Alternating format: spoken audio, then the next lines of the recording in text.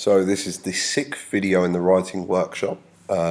You've looked at thesis statements, hooks and bridges, paragraph structure, evidence, analysis, and now we're just going to look at writing a conclusion. So, if you remember looking back to an introduction, we start with our hook, drawing the reader in. This is a lot more vague.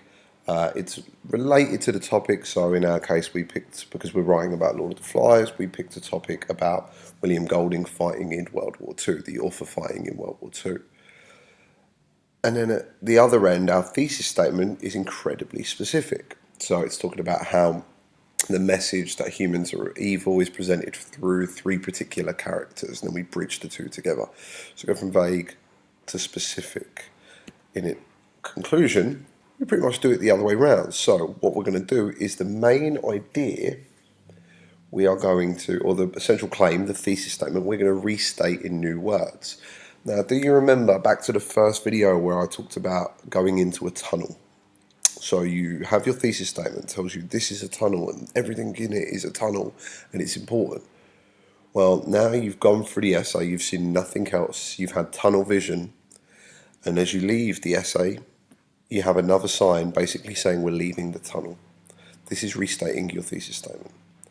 And we summarize everything that's been said in the essay.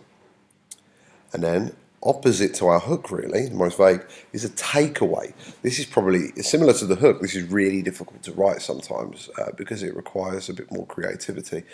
So it's kind of like something that can be learned from reading your essay. So let's break these down. So there you go. We've got through three central characters, Ralph, Jack and Roger, William Golding presents the central message that evil is inherent in mankind. Well, all right, I need to restate this. Can't use the same words, can't copy and paste. So Lord of the Flies is a complex story of human nature in which Golding presents an idea that man is inherently evil through three central characters. It's the same thing, just in different words. Then I need to do a summary. So I've got a body about Ralph and how he's a flawed protagonist who bullies weaker people, joins savagery in the murder and fails to protect the innocent. I've got a second body about Jack, who represents mankind's animalistic tendencies towards violence. He's aggressive, uses his power to control and bully, and is obsessed with hunting. Then I've got Roger, body about Roger. He's the boy on the island who represents pure evil. He tortures children and looks to put Ralph's head on a spike. I need to summarise all of that in a sentence or two. In brief, whether it is Ralph, the flawed protagonist, bullying and participating in the savagery, Jack, the aggressive villain obsessed with hunting and power through fear, or Roger, a child representing pure evil who tortures others. Golding clearly suggests that humans have the capacity to commit unspeakable evil. There you go. Summarise that in one sentence. That's a summary. Just taking the stuff from the bodies, your main overarching ideas and claims of each body, and you're putting it into a sentence. Then we need to do the takeaway. So what could we learn from this? Well, the book was written after World War II. William Golding fought in World War II, presents this idea that man is quite violent. You know, again, he's kind of mocking the Coral Island, where the boys are quite civilized.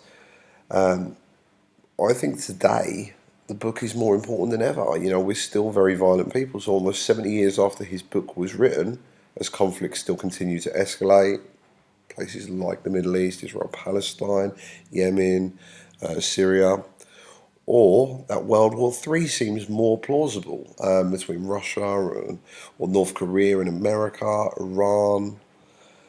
It would seem that perhaps Golding is right. So this is my takeaway.